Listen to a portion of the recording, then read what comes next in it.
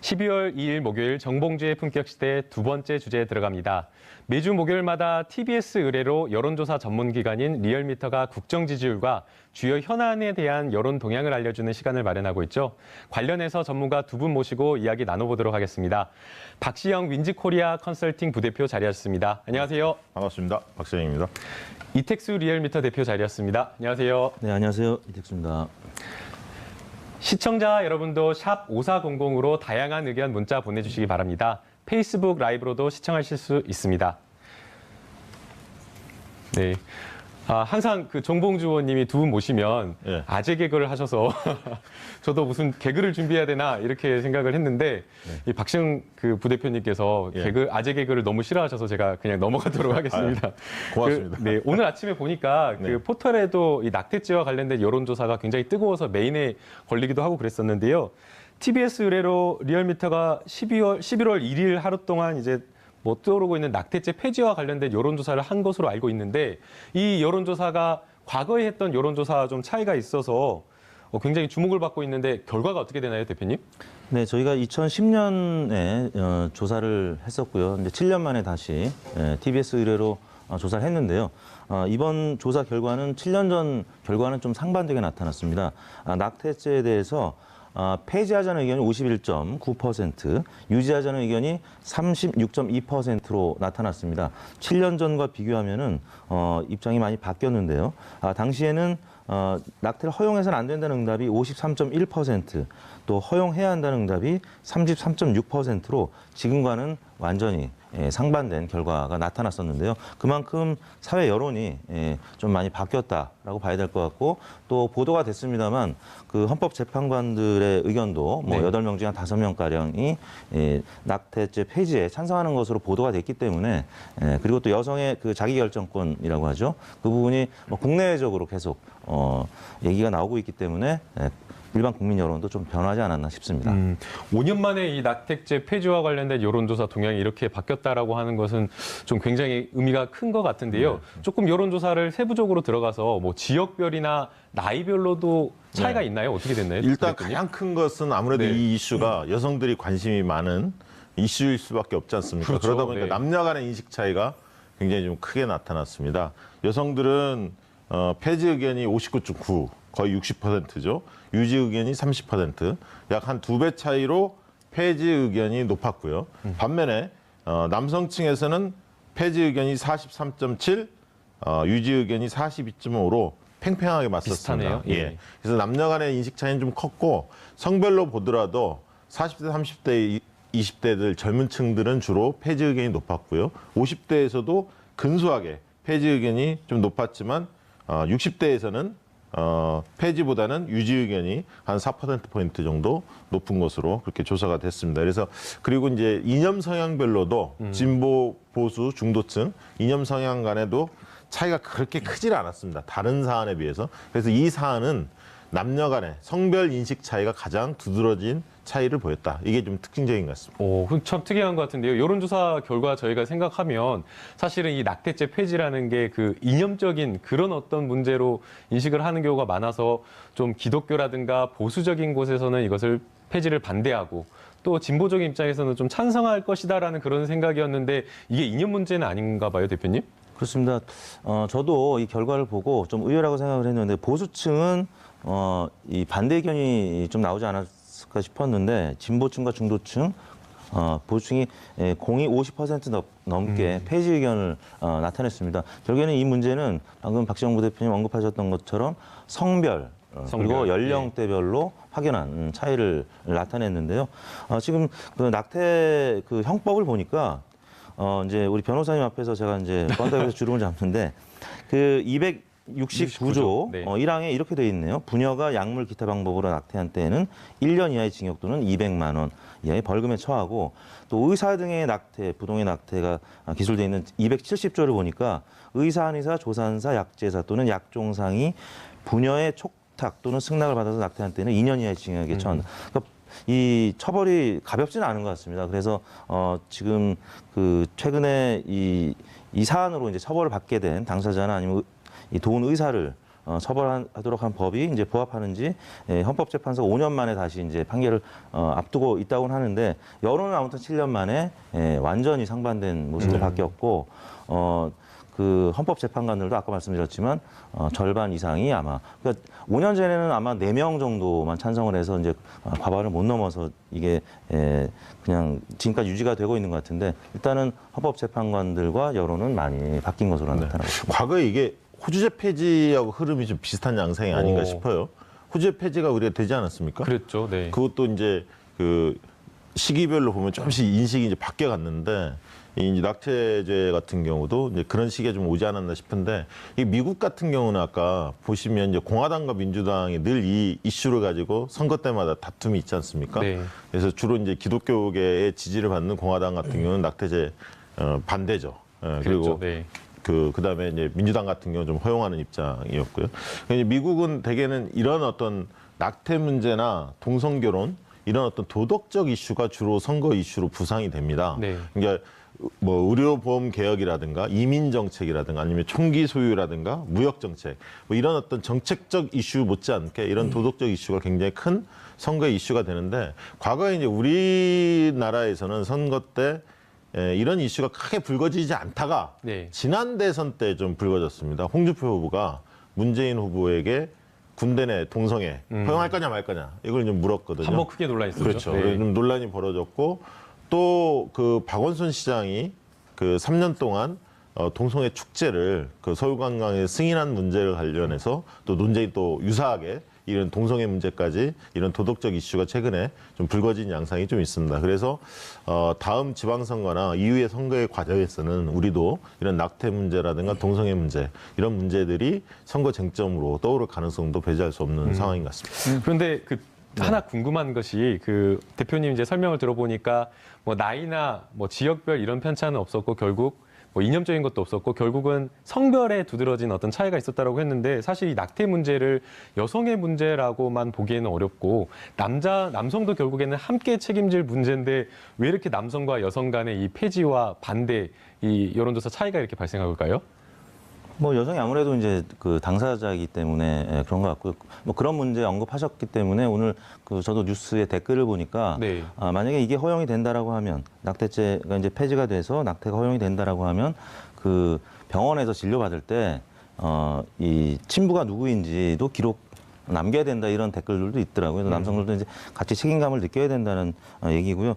아무튼 지금 이 사안은 앞으로 또 펼쳐질 인사청문회, 그 헌재 소장 인사청문회가 있는데 그 헌재 소장 후보로 지명된 이진성 재판관도 과거에 이제 그 청문회할 때 이 부분에 있어서는 여성의 자기결정권이 중요하다는 입장을 한번 밝힌 바 있다라고 하더라고요. 그리고 김희수 현 이제 소장 대행도 지금 이 부분에 있어서는 폐지 쪽 의견이고 나머지 강일원, 안창호, 김창종 재판관이 또 여성의 자기결정권을 중요하게 생각하는 분이라서 5명의 이제 재판관이 폐지 쪽 의견이기 때문에 아마 그 유남석 그 후보자가 정식으로 임명이 되면 아마 내년 초에는 선고를 내려서 폐지가 되지 않을까 이런 조심스러운 전망이 나오고 있고 또 청와대에서 이제 그 23만 명이나 되는 분들이 이 폐지 청원 입장을 밝혔기 때문에 청와대가 이제 20만 명이 넘으면 또 입장을 이제 밝혀야 된다고 하더라고요. 그래서 이 부분이 앞으로 연말 또 내년 초까지 굉장히 뜨거운 공론이 될 것 같습니다. 저도 이게 청와대에서 어떤 입장을 낼지 되게 궁금하죠. 예, 궁금합니다. 네. 왜냐하면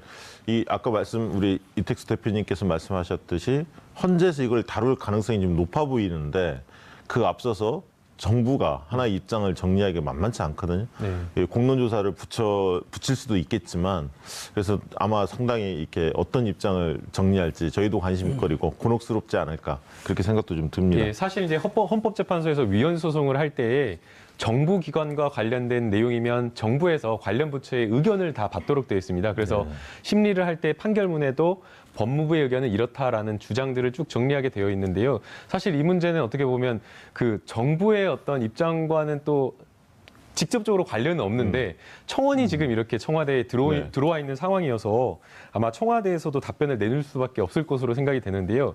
그 후보 시절에 문재인 당시 대통령의 후보였던 그 말을 보게 되면 아직은 다양한 입장이 있어서 많은 논의를 통해 합의를 도달하는 과정이 필요하다라고 하면서 굉장히 좀 신중한 입장을 보이셨어요. 네. 이 부분에 대해서 청와대에서 어떤 입장이 나올까요?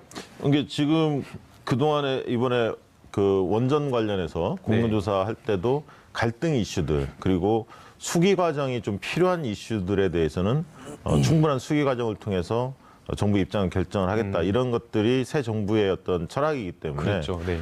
제가 볼 때는 공론조사 배제할 수는 없다고 봅니다. 왜냐하면 이 이슈들이 사실은 각자 주장이 사실 팽팽하거든요.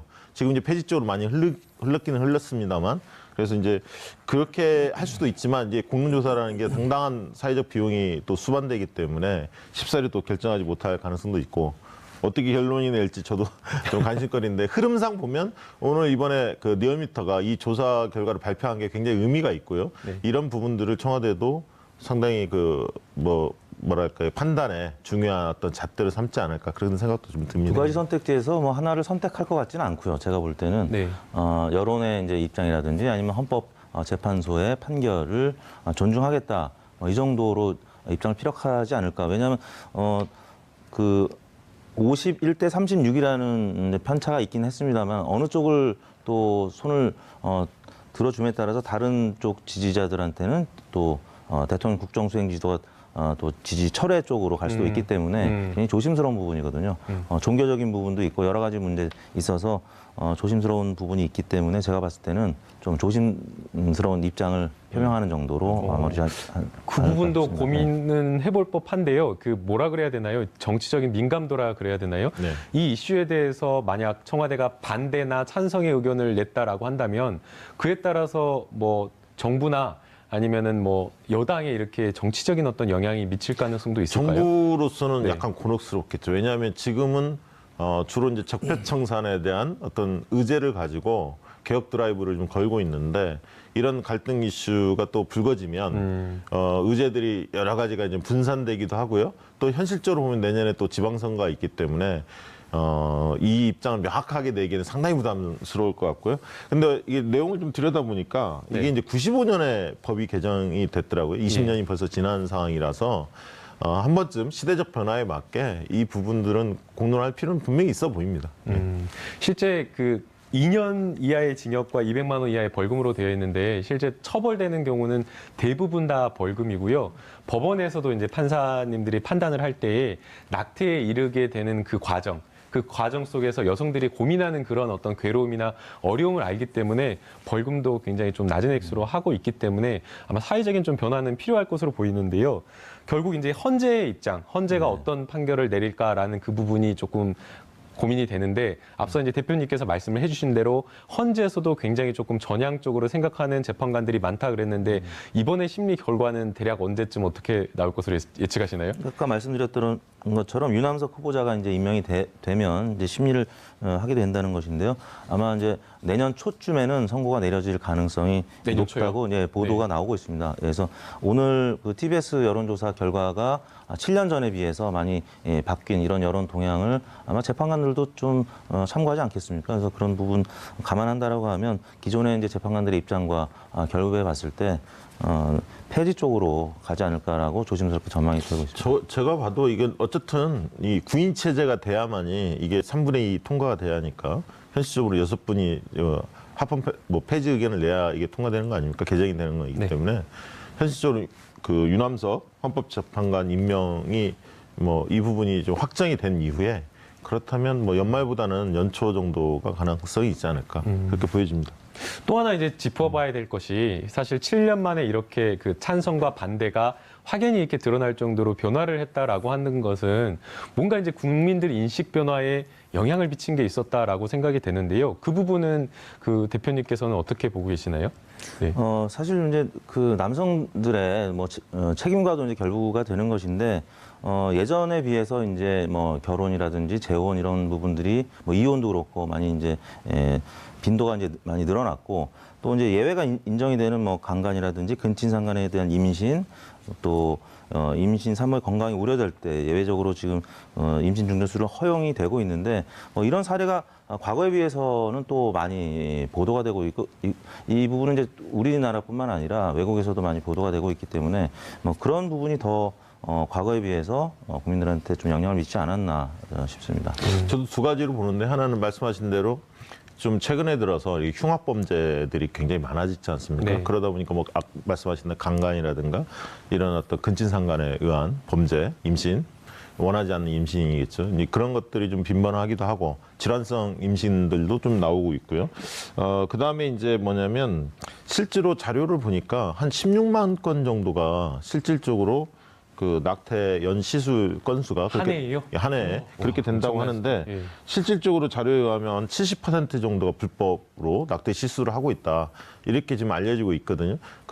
그런 부분들을 시민들이 알고 있죠. 사실은 공공연하게 예. 낙태가 이루어지고 있다는 걸 대부분 알고 있기 때문에 그럴 바에는 차제에 이걸 공론화를 올려서 논의를 해서 오히려 부작용이 있는 부분들은 좀 충분하게 수기해서 대책을 마련하는 쪽으로 그렇게 생각들이 좀 옮겨간 게 아닌가, 변화한 게 아닌가 그렇게 생각이 듭니다. 실제 그 부대표님께서는 그 청년 시절에 이런 고민 상담하는 뭐 후배나 선배 이야기 들으신 적 있었나요? 그럴 때는 그런 여유가 없었습니다. 저희 때는. 네. 아, 네. 그때는 그런 얘기가 없어요. 요즘에 많을 것 같은데요. 이런 사안 발생하는 경우. 그리고 보니까 청원 내용이 단순히 낙태죄 폐지만 얘기하는 게 아니라 그 청와대 청원 내용을 보니까 자연유산을 유도하는 약이 있다면서요. 그거를 국내 합법화하자 그렇게 요구를 하는 것 같습니다. 그래서 이제 여성의 자기결정권을 좀 존중해 줬으면 좋겠다. 그래서 이제 그 약이 119개국에서는 합법으로 그 인정을 받고 있는 모양이에요. 그래서 이제 여성계에서는 그런 걸 강력히 요구하는 것 같습니다. 남성들의 경우에는 이제 그 당사자가 아니어서 그런 부분도 있을 것 같고요. 또 저희 세대는 사실은 결혼해서 그 애를 낳는 과정. 근데 혼전에 애가 생기면은 네. 대부분 그때는 그냥 결혼을 했던 것 같습니다. 그걸 핑계로 이제 또 결혼을 했던 친구들도 있었지만 요즘에도 이제 네. 약간 그런 경향도 좀 있지 않나요? 아, 요즘에는 그런 경향이 없는 것 같습니다. 없어요? 제가 언뜻 제 기억을 더듬어 보니까요. 제가 대학교 막 입학했을 때 2000년대 그때가 막 변화의 시기가 아니었던가 생각이 들어요. 그래서 혼전 순결 서약식을 해가지고 저도 혼전 순결 선서를 했던 기억이 나는데 그래서 그 전에는 혼전 순결을 좀 지켜야 된다라는 그런 사회적인 좀 분위기가 있었던 것 같고 조금 이제 2000년대 후반으로 이렇게 중반 후반을 거치면서 좀 자유스럽게 연애를 한다라는 그런 어떤 분위기 속에서 사회적인 어떤 인식의 변화가 좀 생기지 않았나라는 좀 그런 생각이 변호사님 지금 듭니다. 미혼이시죠? 네, 미혼입니다. 서약을 잘 지키고 계시나요? 이건 좀 사생활이어서 알겠습니다. 예, 제가 묵비권을 행사하겠습니다. 네, 알겠습니다. 네. 당시 저희 때는 그 피임 기구를 구매하는 것도 쉽지는 않았습니다. 뭐 그렇기 때문에 이제 뜻하지 않게 임신하는 경우가 있을 수 있었고 그런 건 대부분 그냥 결혼을 했던 것 같아요. 지금처럼 뭐 낙태를 해야 되느냐 말아야 되느냐 고민을 하는 게 아니라 이건 이제 결혼을 해야 마느냐 뭐 이 고민을 더 먼저 했던 것 같습니다. 저한테도 그런 일이 생겼으면 빨리 결혼할 텐데 예, 얼른 다른 질문으로 넘어가도록 하겠습니다. 예, 또 문재인 대통령에 대한 국정 지지도가 궁금한데요. 조금 변화가 있었다고요, 대표님? 네, 그렇습니다. 문재인 대통령 지지율이 최근 들어서 좀 보합세를 보이다가 오늘 발표된 TBS 여론조사 결과를 보면 2.2%포인트 상승한 69.4%를 기록했습니다. 부정평가는 1.6%포인트 하락을 했고요. 한중 관계 회복이 큰 영향을 미친 것 같고 또 어제 있었던 국회 시정연설이 여론의 주목을 받으면서 특히 어제 일간으로는 71.7%까지 올랐습니다. 이 수치는 9월 그 4일 이후에 2개월 만에 저희 리얼미터 조사에서는 2개월 만에 일간 지표가 70%대로 올라선 것이고요. 지금 보시는 그래프는 주중 집계, 월, 화, 수 3일간 집계한 것인데 최근 그래프 보시는 것처럼 그냥 평행선을 그리는 것처럼 보합세를 보이다가 오늘 발표된 TBS 조사 결과는 2%포인트가량 오른 69.4%를 기록했고요. 또 이제 야당, 특히 이제 한국당 쪽에서 여러 가지 악재들이 전해져 왔고 또 안봉근 이재만 두 전 비서관들의 국정원 그 자금을 수수했던 내용. 뭐 오늘 또 보도가 됐습니다만 이재만 전 비서관은 이제 박근혜 대통령의 지시로 그렇게 했다는 보도도 나왔는데요. 아무튼 이런 부분들이 또 다른 이제 적폐가 부각이 되면서 이 적폐를 아무튼 청산해 주기를 원하는 그런 기대하는 유권자들의 의견이 반영이 되면서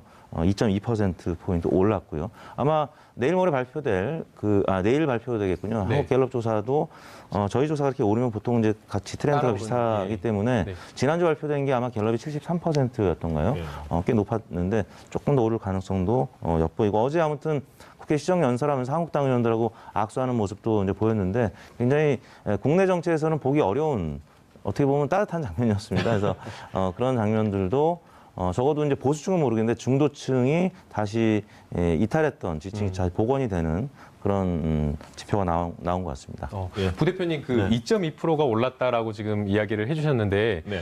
지지율에서 2.2%가 올랐다. 이게 큰 의미가 있는 건가요? 어떻게 평가를 그러니까 저희가 이게 해야 되나요? 지금 뭐 네. 월 단위로 본다면 뭐 미미할 수도 있겠지만 이게 주 단위로 지금 분석하고 있거든요. 네. 그러니까 주 단위에서 한 2% 이상이 올랐다 그러면 내렸다 이러면 상당히 의미 있다라고 보여집니다.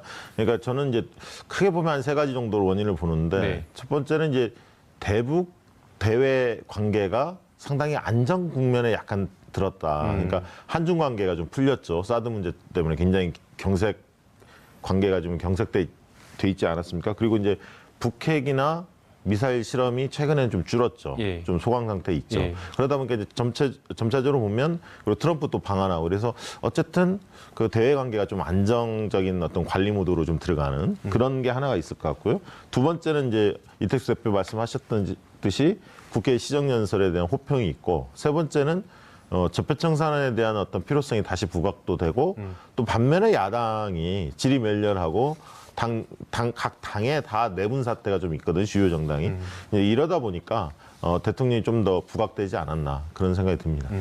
사실 이제 야당에서는 청와대 뭐 문재인 대통령의 지지율이라고 하는 것은 빠지기 마련이다라고 이야기를 하면서 언젠가는 이제 지지율 빠질 거다 이런 이야기 많았었는데 과거에 그 이명박 전 대통령과 박근혜 전 대통령과의 비슷한 시기의 지지율과 비교했을 때는 어떤 정도의 차이가 있는 건가요?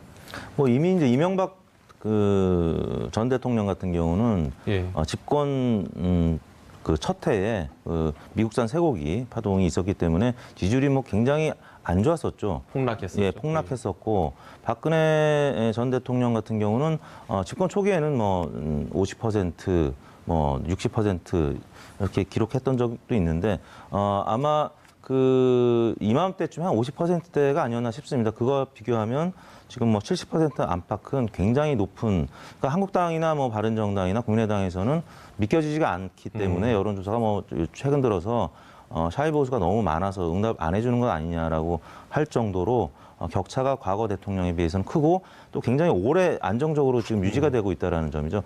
그만큼 노무현 전 대통령을 지켜주지 못했다라는 어떤 그 유권자들의 부채의식이 남아있는 상태에서 노무현 전 대통령의 지지율을 가장 많이 유산으로 받은 문재인 대통령에게는 그 또 많은 그 언론들이 진보 언론조차도 과거에 너무 노무현 전 대통령한테 좀 비판을 했던 모습 기억하고 있기 때문에 계속적인 그 국정 동력의 힘이 이른바 이제 팬덤 현상까지 생기면서 국민들이 만들어주지 않으면 적폐 청산이 좀 어렵지 않겠느냐라고 해서 예전에는 선거하고 나서 좀 정치에 관심도가 좀 떨어졌는데 지금은 뭐 여론조사에도 계속 적극적으로 응해주고 있고 뭐 댓글도 그렇고 굉장히 적극적으로 지지자들이 여전히 뭉쳐 있다. 관심도 높다라고 할 수 있을 것 같습니다. 이 역대 대통령 중에서 지지도를 그 임기 초반에 고공행진했던 게 YS였습니다. 네. YS가 약 70% 지지율을 한 6개월 정도 끌고 갔거든요. 그런 추세와 거의 지금 비슷한 거죠. 그러니까 5월 달에 임기를 시작했기 때문에 이 추세가 만약 연말까지 지속이 된다면 이제 YS 이후에 이제 최초로 YS를 돌파하는, YS는 한 6개월 정도 한 다음에 빠지기 시작했습니다. 네. 실질적으로는. 그래서 이제 상당히 높다. 그리고 이번에 보면 대통령의 이제 자세나 이런 부분들, 소통하는 노력, 이런 것들, 공감하는 노력, 이런 것들에 대한 칭찬이 많았는데 야당을 어떻게 요리할 줄 아는 이런 노련미도 상당히 돋보였어요. 이번에 시정연설 보니까 네. 이 플랜카드 딱 들고 있는데 그 사이를 쫙 걸어가면서 악수하지 않습니까? 네. 그러니까 플랜카드 현수막 들고 있다가 악수 안 할 수 없게 멋쩍게 만들고 예. 어떻게 보면 야당 의원들을 약간 옹졸하게 만들까요? 그러니까 점잖게 대우를 하면서도 상대가 좀 머쓱하게 옹졸하게 이렇게 보이도록 만드는 모습들을 보니까 야당을 요리할 줄 아는 그런 노련미까지 요즘 보이시는 거 아닌가 그런 생각도 듭니다. 자유한국당 의원들 입장에서는 너무나 당황했을 것 같다는 생각이 들고요. 네. 또 한편으로는 왜 우리는 저런 대통령이 없나 그런 생각도 많이 하셨을 것 같은데 실제 이제 어제 그 시정연설 뭐 연설의 내용도 굉장히 의미가 있었지만 그 대통령이 보여줬던 그 협치의 모습을 보였다라는 점에서 국민들이 되게 많이 감동했다라고 생각이 되는데 그 대표님께서도 아까 말씀을 해주셨지만 어제 그런 모습도 여론조사에 영향을 미쳤다라고 말씀을 해주셨는데 네. 근데 어제 여론조사가 그 어제 시정연설이 오후 늦게 있어가지고 네. 실제 여론조사에 이게 크게 반영이 된 건가요? 어제 여론조사에 이제 많이 반영되지는 못했겠죠. 네, 저희가 그럴 이제 것 같은 생각이 투데이 롤링이라고 이틀간 조사를 해서 일간 집계를 내고 있기 때문에 어제 일간 조사 아까 70% 넘었다고 했는데 대략 어제 조사 1,000명 중에는 절반만 반영이 된 거고요. 네. 아마 이제 오늘 조사도 또 저희가 지금 진행하고 있는데 오늘 조사를 보면 그 영향이 좀 반영이 될 것 같은데 일단 그 한중 관계가 이제 호전이 되고 있는 모습 그 부분이 더 많이 반영이 된 것 같고요. 이제 물론 그 홍종학 장관 후보자라든지 네. 또 유남석 헌재 후보자, 이진성 헌재 그 소장 후보자 인사청문회가 이제 앞으로 예정이 돼 있는데 문재인 대통령의 지지율을 계속 좀 그 어렵게 했던 부분은 바로 안보 문제하고요. 그다음에 원전 문제, 그다음이 바로 인사 문제였는데 인사 문제가 지금 그 말씀드린 세 분의 청문회 과정이 남아 있습니다. 인사 청문회는 역대 대통령 모두가 다 어려운 그 시기였었고요. 지지율이 떨어질 수밖에 없는 과정이거든요. 얼마나 그 지지율을 이제 낙폭을 줄이느냐의 문제인데 아무튼 지금 고공행진을 하고 있는 그 상황에서 한중 관계가 계속 잘 풀리고 또 한미 정상회담이라든지 한중 정상회담이 진행이 되고 그런 과정에서 호재가 있는 반면에 이런 인사청문회 악재가 있어서 그게 어느 정도 상쇄가 될지 그 부분에 따라서 60% 후반을 지켜낼 수 있을지가 좌우될 것 같습니다. 그래서 궁금한 그 지점에 궁금한 점이 있는데요. 그 여론조사 지지율이 이렇게 잘 나온다라고 하는 것은 야당에서 지적하는 뭐 이게 정치보복이다, 적폐청산에 대해서 정치보복이다라는 이야기라든가 아니면 뭐 홍종학 후보자에 대한 뭐 여러 가지 인사와 관련된 뭐 문제에 대해서 야당이 지적하는 것들이 문재인 대통령 지지율에 영향을 미치지 못한 것이 아니냐라는 이런 생각이 드는데 그 부분 부정적인 요인은 어떻게 되는 그러니까 거예요? 호재 악재들이 늘 같이 막 네, 그러니까요. 터집니다, 사실은. 네, 네. 근데 이제 국민들이 볼 때는 신뢰할 수 있는 세력이냐 이런 것들 또 따져봅니다. 그러니까 이제 홍종학 사건 같은 경우는 약간 이제 정부의 입장에서 볼 때, 대통령 입장에서 볼 때는 청문회를 잘 통과해야 하는데 지금 만만치 않거든요, 상황이. 네. 그래서 만약 이게 낙마했을 때 상당한 데미지가 있을 수 있습니다. 이런 악재 요인은 있는데 또 호재 요인이 박근혜 정부의 그 국정원 이 불법 자금, 상납 사건, 네. 특수활동비죠. 그 부분에 대해서 대통령이 직접 지시했다, 뭐 이런 뉴스들이 계속 나오고요. 그래서 또 MB의 다스 문제라든가 실소유자 이런 문제들이 계속 부각되기 때문에 당분간 저는 지지도는 꺾이지 않을 것 같은데 우리 국민들이 볼 땐 이런 걸 봅니다. 그러니까 정치적으로 좀 안정되고 있느냐를 또 중요시하는데 지난주에 국감을 거부하지 않았습니까? 한국당이. 네, 그렇죠. 그러다 이번에 복귀를 했죠. 근데 복귀 안 할 수 없었던 게 뭐냐면 복귀한 것도 저는 어떻게 보면 지지도 상승에 영향을 끼쳤다고 봅니다. 좀 안정적인 느낌이 들거든요. 홍준표 대표도 참석을 하고 왜 복귀했냐 한국당이. 7월 8일 날 트럼프 방안이 예정돼 있습니다. 트럼프 방안 때 당연히 국회에 들어갈 수밖에 없지 않습니까? 네. 야당 입장에서는. 예. 특히 보수당 입장에서는 당연히 들어가야 하는데. 그런데 7월 1일 날 대통령 시정연설이 예정돼 있는데 그때 안 들어가고 만약에 계속 국감 거부해서 본회의 안 들어가고 7월 8일 날 들어오면 외국 대통령, 미국 대통령 올 때는 들어오고 정작 우리나라 대통령 올 때는 안 들어갔다. 더 비난이 쏟아지죠. 그래서 궁예지책으로 사실은 들어간 측면도 있습니다. 그래서 아무튼 이런 것들이 국민들이 볼 때는 어쨌든 좀 이렇게 안정적인 국정 운영의 어떤 모습으로 좀 보여질 수가 있기 때문에 상승 원인이 있지 않았나. 네, 그러면 싶습니다. 거꾸로 이 뭐 후보자의 인사청문회 문제라든가 이런 것들이 대통령 지지율에 영향을 또 미치기도 하겠지만 거꾸로 문재인 대통령의 이 높은 지지율이 뭐 헌법재판소 소장에 대한 인사청문회라든지 아니면 홍종학 후보자에 대한 그 인사청문회에 또 반대로 영향을 미칠 가능성도 있을까요? 대통령 지지율이 네. 청문회 과정이에요. 네. 지금 그 대통령 지지율이 높기 때문에 그 뭐 개별 후보자들에 대한 여론조사가 또 나올 수 있는데 만약에 홍종학 의원 같은 경우에 홍준표 그 후보자의 경우에 만약에 반대 여론이 조금 높다고 해도 문재인 대통령 지지율이 지금처럼 굉장히 높게 되면 그 강력하게 그냥 임명하는 쪽으로 밀어붙일 수도 있겠죠. 근데 지지율이 만약에 낮다라고 하면 이로 인해서 더 떨어질 수 있기 때문에 인사 강행은 좀 어렵죠. 근데 아무튼 뭐 그럼에도 불구하고 인사 문제는 지지율에 있어서 안보나 이런 원전 문제보다도 더 안 좋은 영향을 미쳤던 것이 사실입니다. 이번 정부 초기에도 그랬었고 네. 과거 정부도 모두 그랬기 때문에 그래서 만약에 반대 여론이 특히 이제 지지층에서도 높게 되면은 그거는 이제 문재인 대통령 입장에서는 심각하게 고려하지 않을 수 없는 문제이기 때문에 네. 이 대통령이 하나만 네. 말씀드리면 홍정학 그 장관 내정자 관련해서 대통령이나 정부의 입장에서는 상당히 곤혹스러울 겁니다. 왜냐하면 이게 중소벤처기업부의 지금 장관 한 자리만 지금 계속 몇 개월 동안 끌고 있지 않습니까?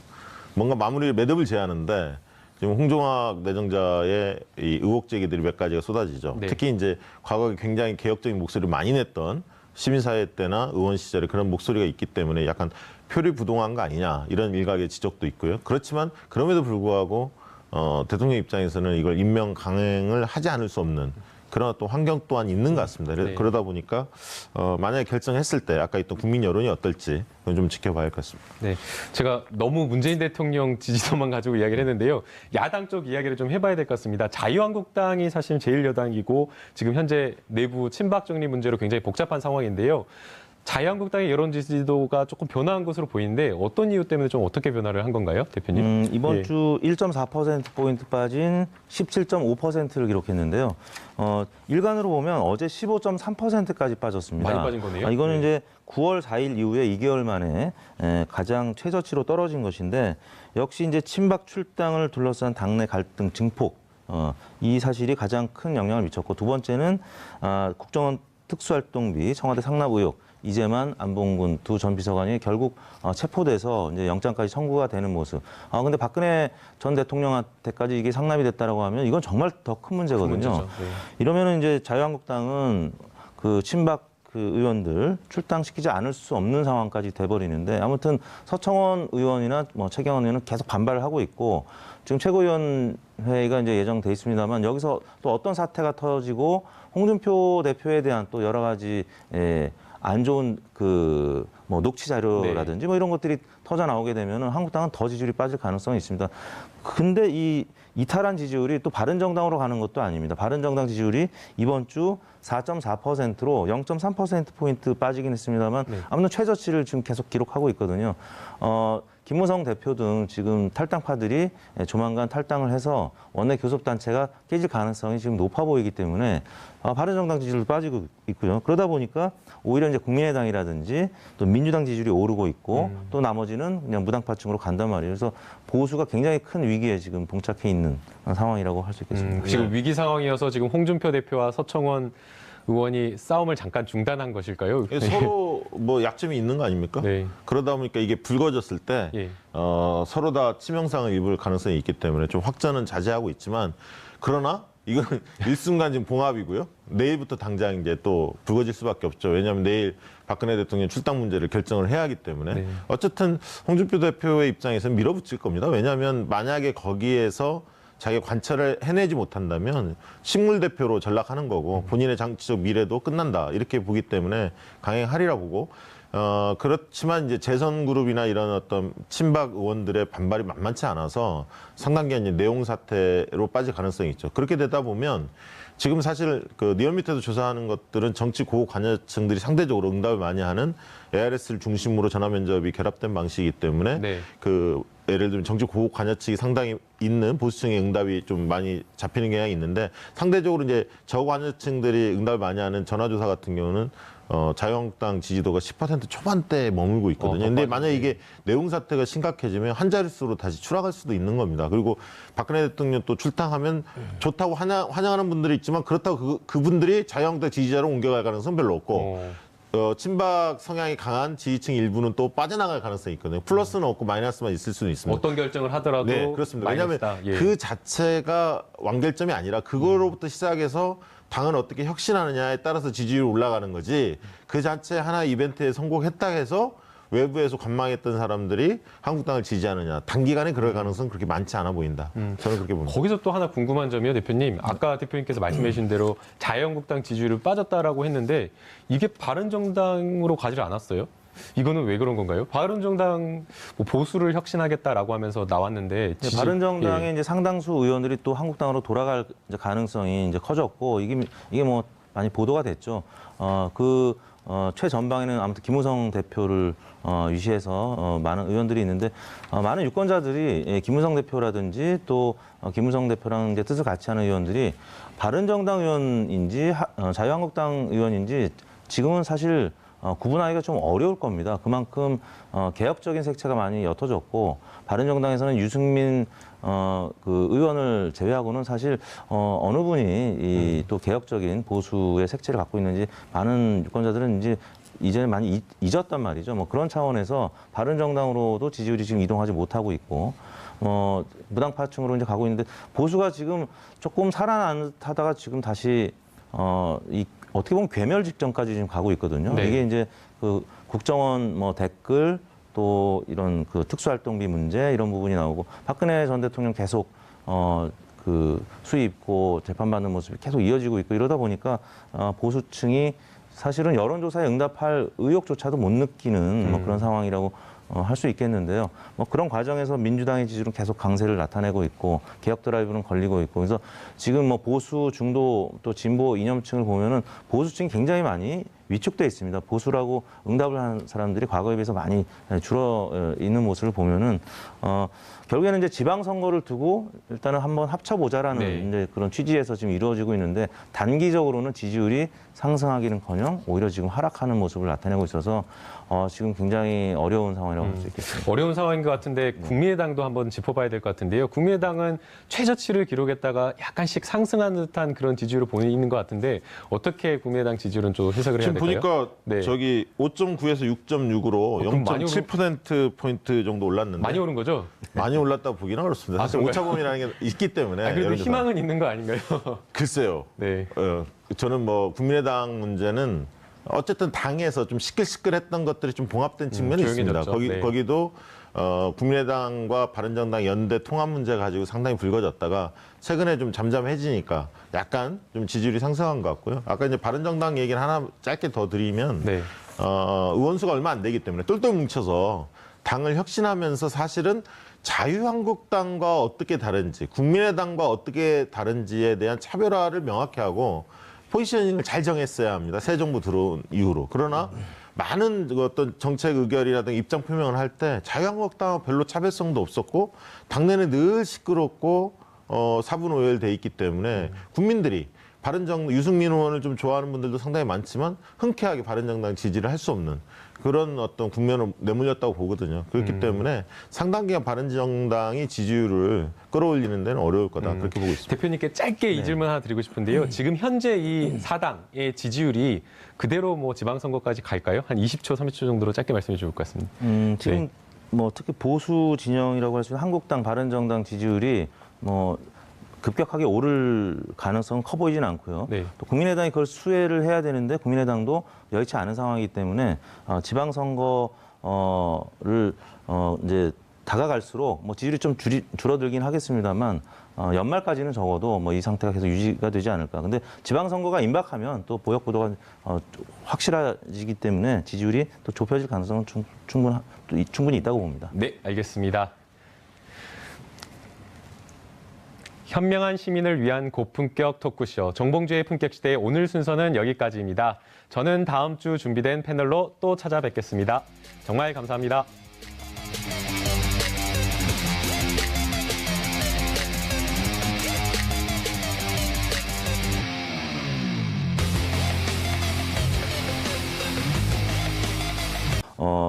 그 헌법재판관들도 아까 말씀드렸지만 절반 이상이 아마 그러니까 5년 전에는 아마 4명 정도만 찬성을 해서 이제 과반을 못 넘어서 이게 그냥 지금까지 유지가 되고 있는 것 같은데 일단은 헌법재판관들과 여론은 많이 바뀐 것으로 나타나고 있습니다. 과거에 이게 호주제 폐지하고 흐름이 좀 비슷한 양상이 아닌가 싶어요.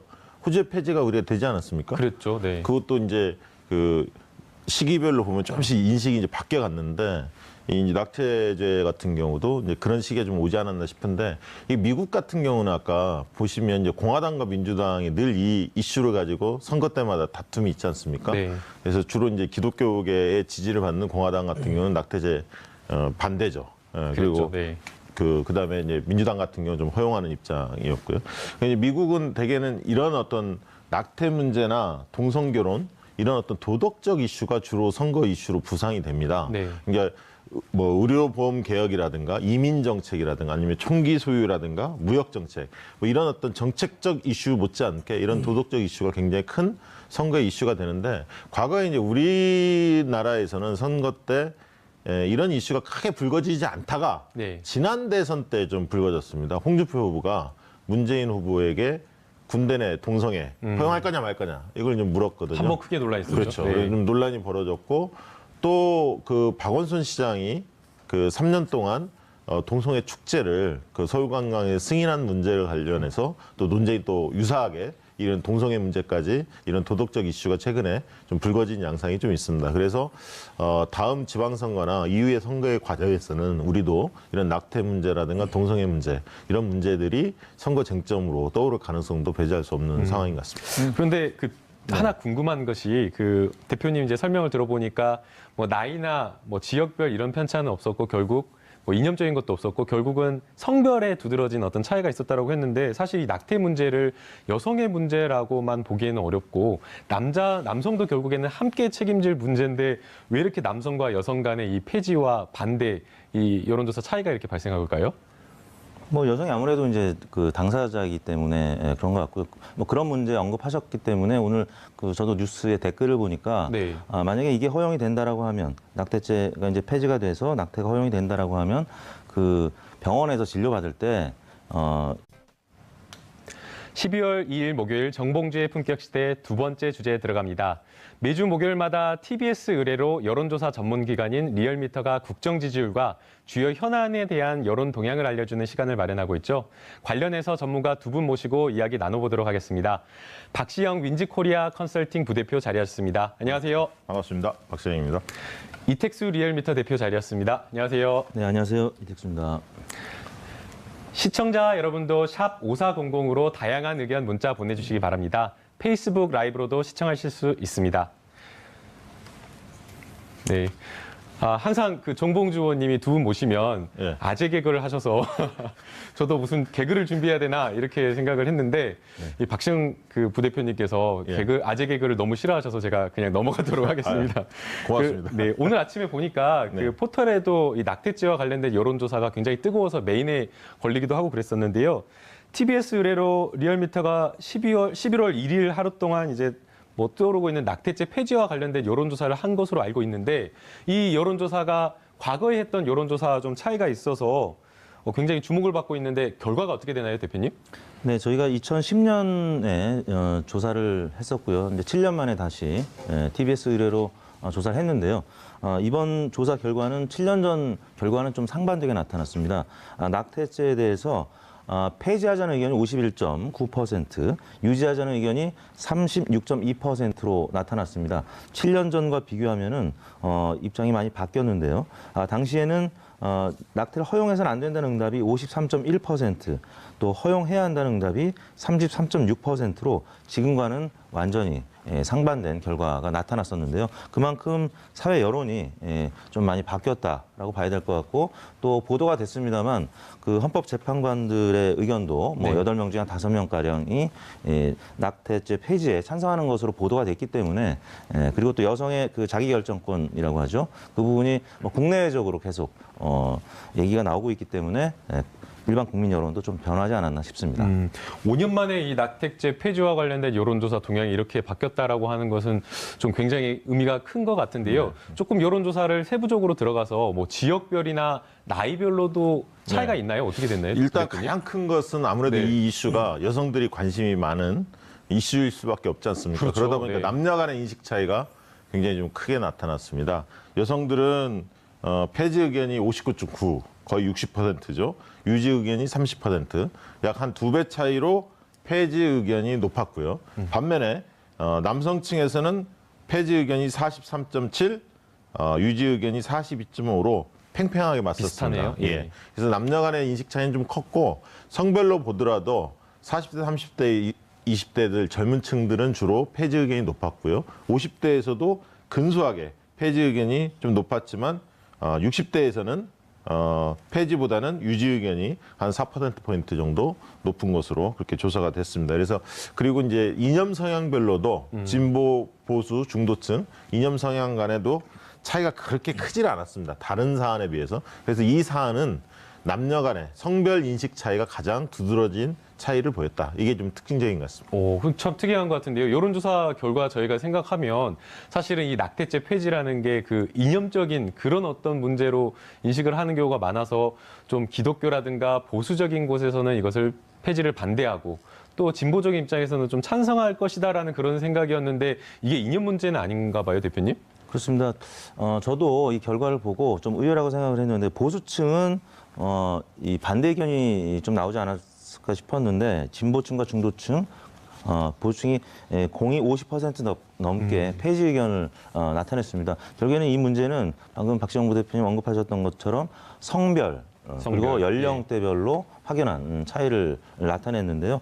지금 그 낙태 그 형법을 보니까 이제 우리 변호사님 앞에서 제가 이제 번다에서 주름을 잡는데 그 269조 네. 1항에 이렇게 돼 있네요. 부녀가 약물 기타 방법으로 낙태한 때에는 1년 이하의 징역 또는 200만 원 이하의 벌금에 처하고 또 의사 등의 낙태, 부동의 낙태가 기술돼 있는 270조를 보니까 의사, 한의사, 조산사, 약제사 또는 약종상이 부녀의 촉탁 또는 승낙을 받아서 낙태한 때는 2년 이하의 징역에 처한다. 그러니까 이 처벌이 가볍지는 않은 것 같습니다. 그래서 지금 그 최근에 이 사안으로 이제 처벌을 받게 된 당사자나 아니면 이 도운 의사를 처벌하도록 한 법이 이제 부합하는지 헌법재판소가 5년 만에 다시 이제 판결을 앞두고 있다고는 하는데 여론은 아무튼 7년 만에 완전히 상반된 모습으로 바뀌었고 이 친부가 누구인지도 기록 남겨야 된다 이런 댓글들도 있더라고요. 남성들도 이제 같이 책임감을 느껴야 된다는 얘기고요.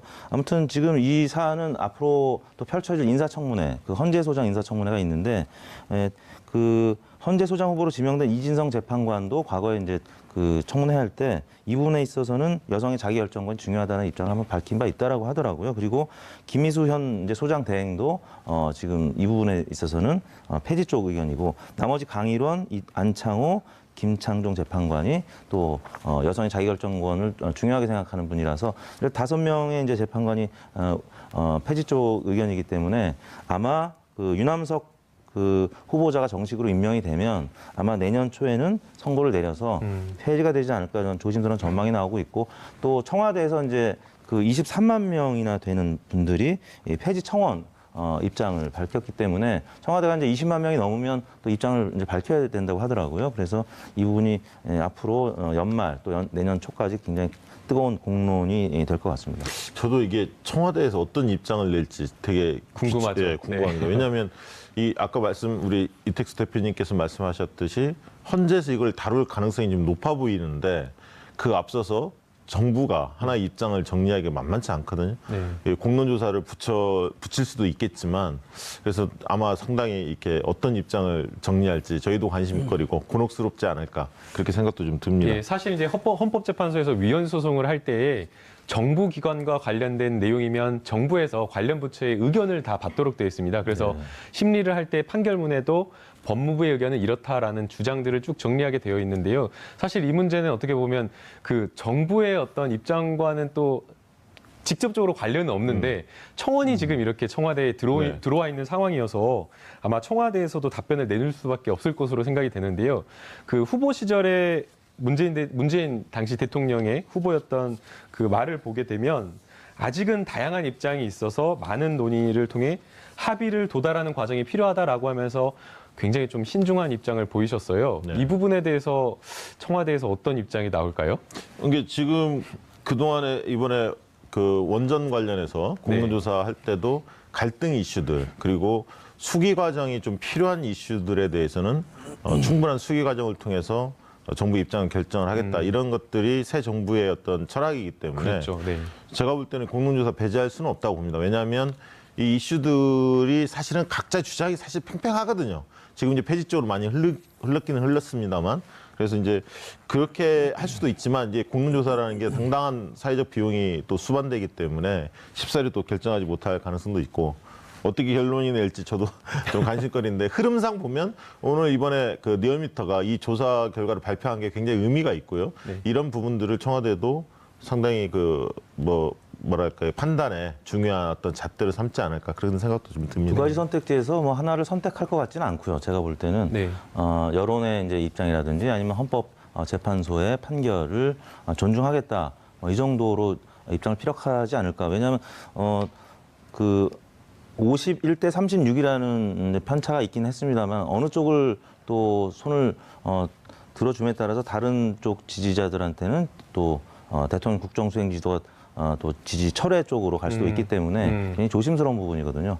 종교적인 부분도 있고 여러 가지 문제 있어서 조심스러운 부분이 있기 때문에 제가 봤을 때는 좀 조심스러운 입장을 표명하는 정도로 마무리하지 그 부분도 고민은 해볼 법한데요. 그 뭐라 그래야 되나요? 정치적인 민감도라 그래야 되나요? 네. 이 이슈에 대해서 만약 청와대가 반대나 찬성의 의견을 냈다라고 한다면 그에 따라서 뭐 정부나 아니면은 뭐 여당에 이렇게 정치적인 어떤 영향이 미칠 가능성도 있을까요? 정부로서는 네. 약간 곤혹스럽겠죠. 왜냐하면 지금은 주로 이제 적폐청산에 대한 어떤 의제를 가지고 개혁 드라이브를 좀 걸고 있는데 이런 갈등 이슈가 또 불거지면 의제들이 여러 가지가 이제 분산되기도 하고요. 또 현실적으로 보면 내년에 또 지방선거가 있기 때문에 이 입장을 명확하게 내기는 상당히 부담스러울 것 같고요.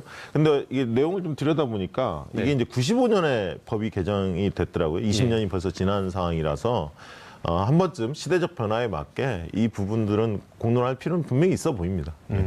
실제 그 2년 이하의 징역과 200만 원 이하의 벌금으로 되어 있는데 실제 처벌되는 경우는 대부분 다 벌금이고요. 법원에서도 이제 판사님들이 판단을 할 때에 낙태에 이르게 되는 그 과정 속에서 여성들이 고민하는 그런 어떤 괴로움이나 어려움을 알기 때문에 벌금도 굉장히 좀 낮은 액수로 하고 있기 때문에 아마 사회적인 좀 변화는 필요할 것으로 보이는데요.